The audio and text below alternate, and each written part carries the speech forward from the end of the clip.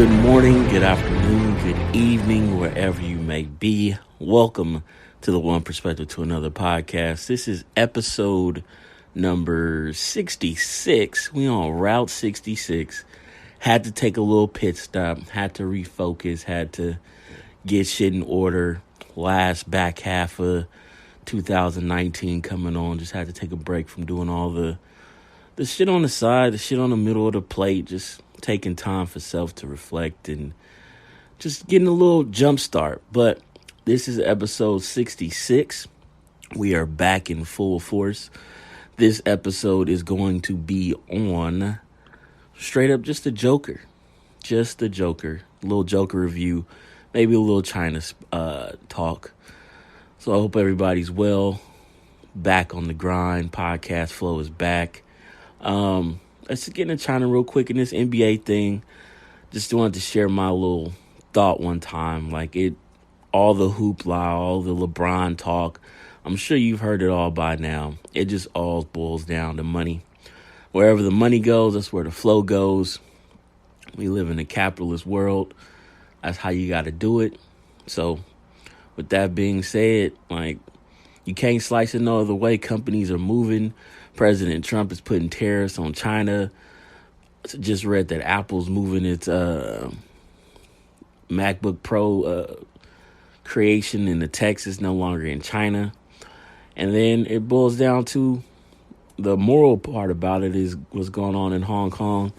Is you got to remember that China has been at war with itself, with warlords for the longest of times.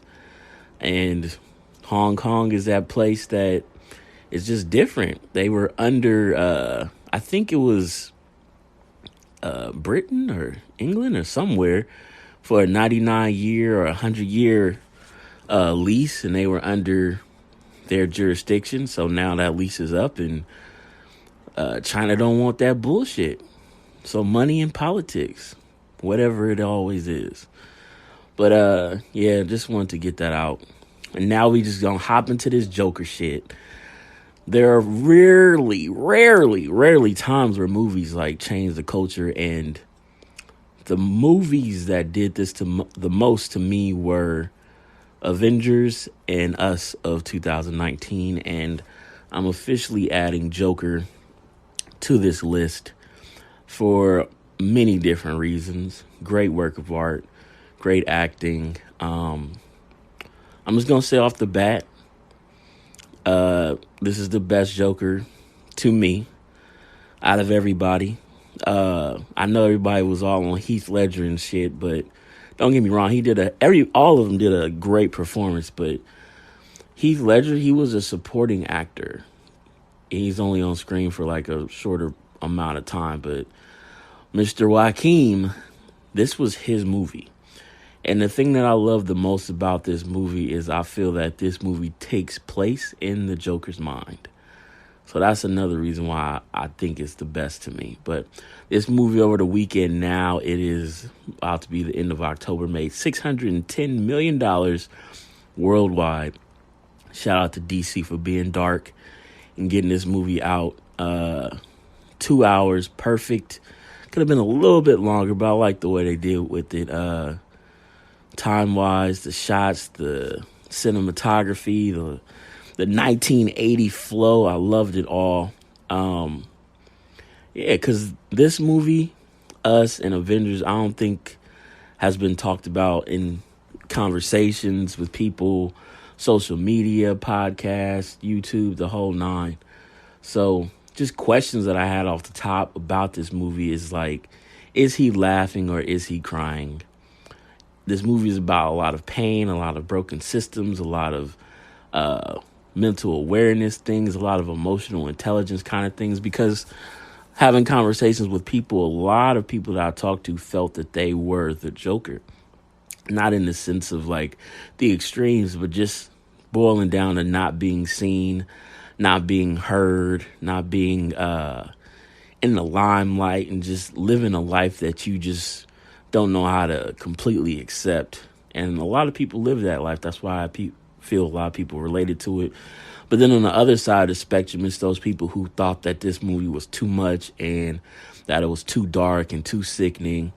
But my retort to that is that, like, this is some people's lives. This is people's real lives. It's not in the sense of that they just going around killing people. It's a sense of them not being heard and not being seen and dealing with personal demons inside of their bodies and their minds that they can't always control, and the effects that people, or the aftermath and the effects that situations present to people and how they are affected afterwards. For example, spoilers, if you ain't seen the movie, there's a scene where he gets beat up and they take his sign. Those are a lot of times in people's lives, especially in high school. You talk to people who have depression and anxiety and stuff like that and tell their stories. A lot of their issues started and stemmed from being in high school and not being welcomed and not being in the limelight and being the quote unquote loser. Like me growing up, that was like always just a part of like high school. That's a part of growing up. Either you got it or you don't. And you could break it down to like, we are higher people because we are more accepting and we can see that people are going through those situations, and there's no need for people to feel like they are lesser. But at the times, like personally, even me just having to unlearn things that I've learned before, that everybody is worth something, everybody is worth mattering. Not always everybody's opinion is worth something, but you as a person and living your life is worth something. So with that being said, like or circling back to the things that he dealt with, was he had a disorder where he laughed uncontrollably at the wrong times. He was a pathological liar. And those things in the real world where you living with people that don't know. And that's where mental health comes into play too. Like he had a card that said, hey, I have this and this may seem strange. And a lot of people in quote unquote real life have never dealt with somebody who has anxiety or schizophrenia or depression, and just like it's not quote unquote normal and it's not perceived as normal. So they don't know how to react. They don't know how to tell the difference. So when you know something that you don't like, you just gonna talk shit about it. And that's exactly what happened to him. And it's really unfortunate because that's another reason why I like the movie so much, because it's set in the 1980s, but this shit is still happening in today's world. And a lot of people aren't able to recognize and don't have the emotional intelligence to know that quote unquote forever saying that hurt people. And like if something bad happens to you, you're going to put that pain on somebody else, because situational awareness, I'm putting everything full circle. Like you got to be aware of what you put out into this world and what you're accepting of this world. And a lot of people do not know how to do that and don't know anybody to help do that. That's why therapy and, going to like group counseling and stuff like that is becoming more prevalent in today's world. So with them doing this Joker movie set in the 1980s, there is no social media for them to escape to or to feel comfortable about. So when you see the Joker and the things that he does, he just is in his own world. And going back to the movie, I think this whole thing stems off him and his medicine, because it was a scene in the movie where he said that I'm not taking my medicine anymore and I feel completely fine. So this is where the mind fuck comes for me, and me thinking that this whole thing that we saw in the movie was just a figment of his imagination, because he also said there was a time where life is just multiple choice, and these are the moments in where his life he chooses multiple choice. And going back and forth, like I've seen it 3 times now, like the only times I feel that are real are the times where his laugh is off, and his laugh, nobody else is laughing, it's just him. So those are the moments that I feel are real, like where he was in the comedy club, where he was walking down the street, where he was on the stairs. Like it shows his growth. It shows him like going through the motions and becoming the Joker. But I also think that this is him telling the story. I literally think that we are inside of the Joker's mind, like the cerebral part of him that makes him want to become or show his growth and how he became this and how he had to deal with cops and deal with his mom and deal with finding out about his dad. So I just think this all was in his mind, and this is just one version of many different multiple choice situations about his life. Like a lot of the symbols and the pain that he was dealing with was real, but this is just how he portrayed it to the audience. And in comparison, I think this movie was just as good as The Dark Knight because it shows his demons and what he had to do to get through them. In Dark Knight, Batman had to climb out a cave, and in Joker, he had to climb upstairs. Like, it's not the same thing, but that's what the symbol is. Like, every first scene or first act, he climbing up the stairs. He just fuck life, about to get fired, don't know what to do. Stage 2, he coming down the stairs. No one got kind of a plan, don't really know what he wants to do after that. Then stage 3, coming up and down the stairs in a different fashion, but he's the Joker. He has his mask on. He has his nice suit on. He know exactly what he wants out of life. He got the relationship. He got the money. He's off his pills. He's in control. And you see how society is treating him, and he's like, fuck that. I don't need to do that shit no more. I don't need to do what's right. I need to do what's best for me. Yeah, so it's just a great piece of art to me in that sense, because I love to see people in a movie like go through difficult times and then rebound and then triumph.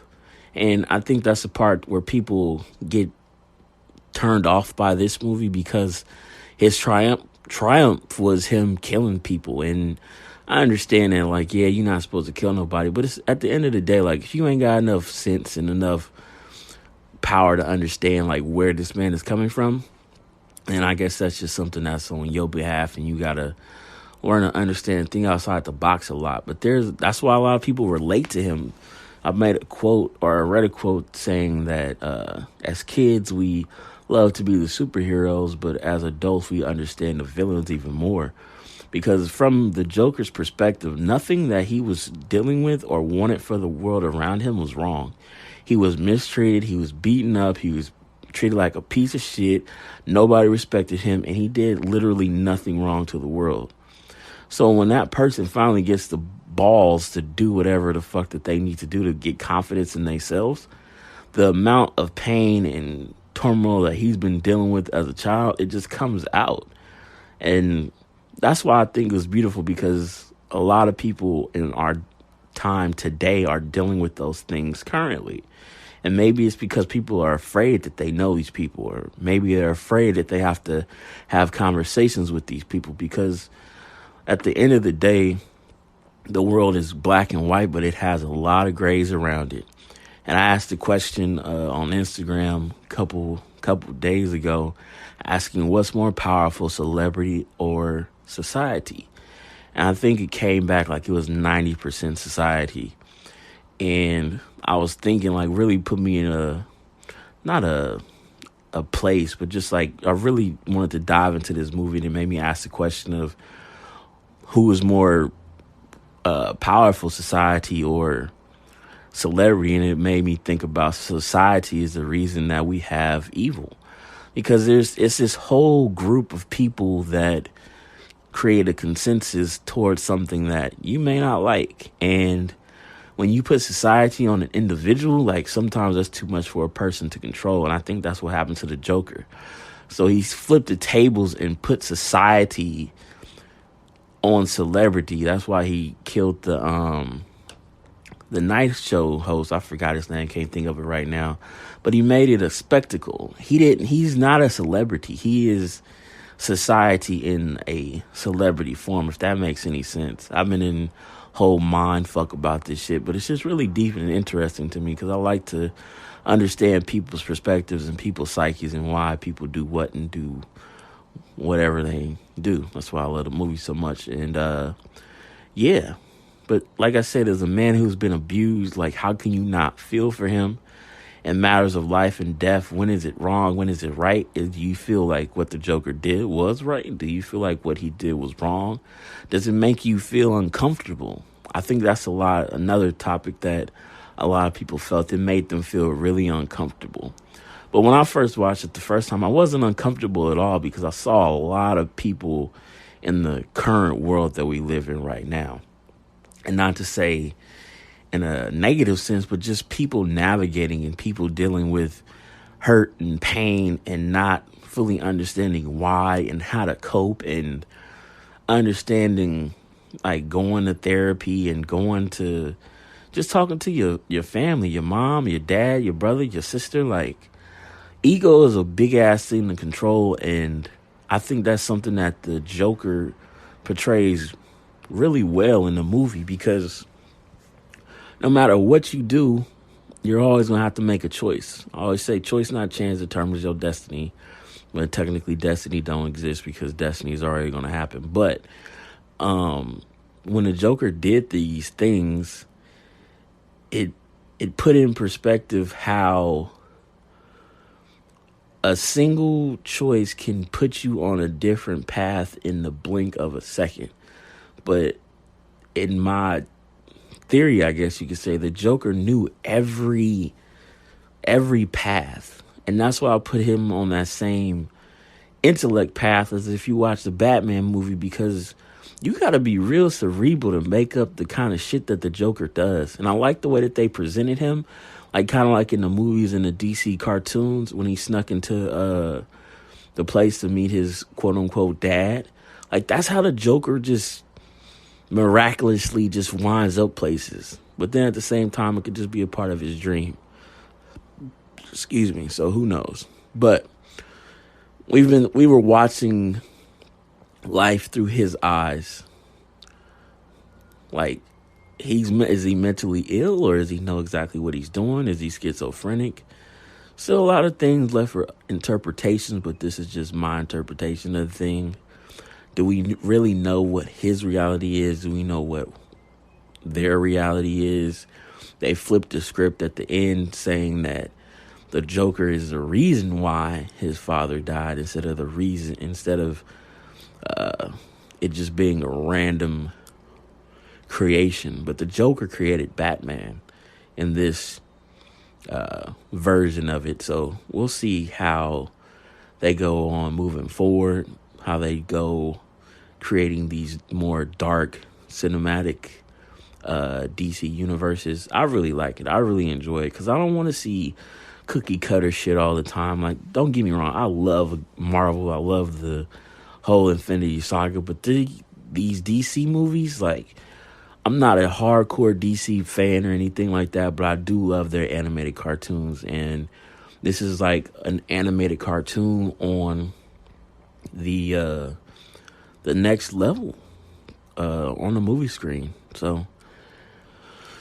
and it excuse me, has a whole plethora of places where they can go with Arkham Asylum and just all the villains that come out of there, and just creating crazy and creating havoc, and just showing how Batman has to deal with all this shit, and like him having his morals of like, I can't kill anybody because of society, and then you got the Joker that I can kill people because of society. It's just a big ass brain fuck, and I like that war within your mind and yourself to just, shout out to Town Business, them cops, to just be alert and aware to what's going on in the world.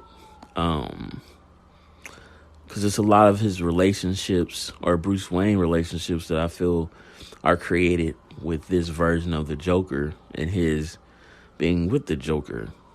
I'm sure later on they'll find out, but just to create the narrative of him and or Joker and Batman being related was a great little twist. I don't think I've ever seen that in any like movie version, but I'm pretty sure like it's comic books and different areas that people venture down, because comic books, you can go down any narrative that you want to. When a movie, it's got to be either one way or not, or the other. But yeah, that's my little review. I think I got everything out I wanted to say on it. Just about Joker being alone and broken, the symbols of pain, being a pathological liar, asking the question, was it real or was it fake? Was this in his mind? Being just as good as Dark Knight. Convinced myself that society creates as evil. It's just a whole different ball game, just a whole bunch of levels of just a joker. So shout out to Mr. Phoenix. Definitely the best Joker to me. I love the just the rise and fall of the Joker himself. Definitely a movie that I would fucking actually pay to see. I actually did. Regular price and Tuesday for the 5 or 6. They added $1 to it. But what do you think? What do you think about the Joker? Let me know. Don't forget to like, share, comment, subscribe. Tell 2 friends to tell 2 friends. Excuse me. Back on this podcast grind. Next week, I'm doing a podcast on my mother. It will be her anniversary, and I'm just going to give a little shout out and love and just tell a few stories and what I've been doing and how I've been coping with those things, because it's important to tell a story, just like you said in the Joker. So without further ado, gonna put on the sleeper of the week. Stay tuned. Don't forget to, like I said, tell 2 friends to tell 2 friends, and we'll catch you on the flip side.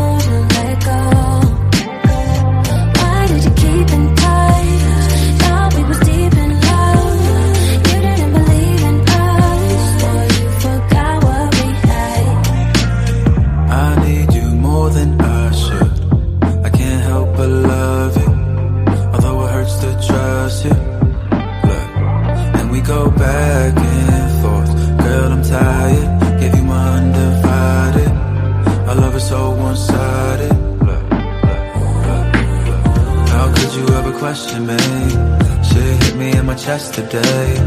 I remember like it's yesterday. Gave you my best, you just gave it away. Sundays with you are special. I still don't